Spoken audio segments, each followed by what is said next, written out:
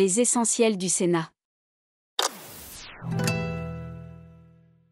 Accompagner les étudiants aidants.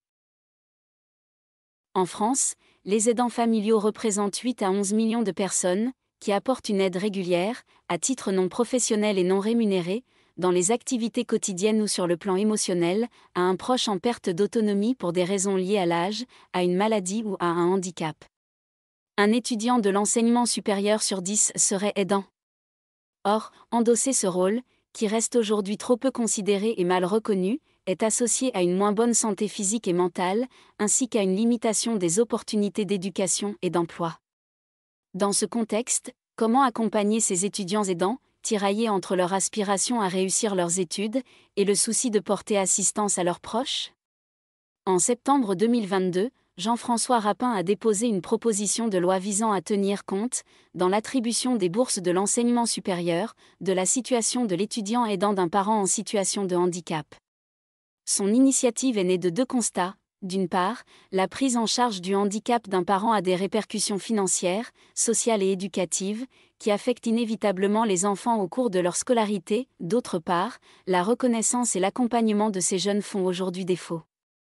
Le 30 mai 2023, cette proposition de loi a été adoptée par le Sénat.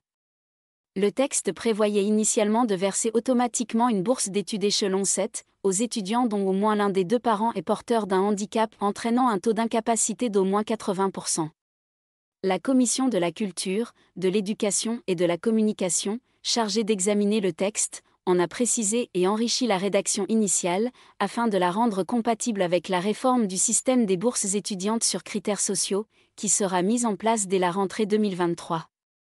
L'examen du texte par le Sénat en séance intervient en effet peu après l'annonce, par le président de la République, lors de la 6e conférence nationale du handicap, d'une mesure en faveur des étudiants aidants de parents handicapés ou eux-mêmes en situation de handicap, dans le cadre du système de bourse.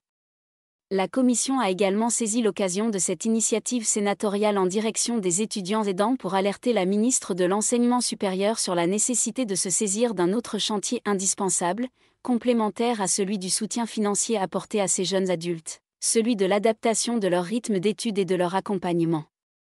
Le Sénat estime urgent que le ministère de l'Enseignement supérieur mène, avec les établissements, un travail de fond sur la prise en charge des étudiants aidants, qui pourrait donner lieu à un cadrage national, ensuite décliné localement dans les schémas directeurs de la vie étudiante. Pour en savoir plus, consultez le site internet du Sénat.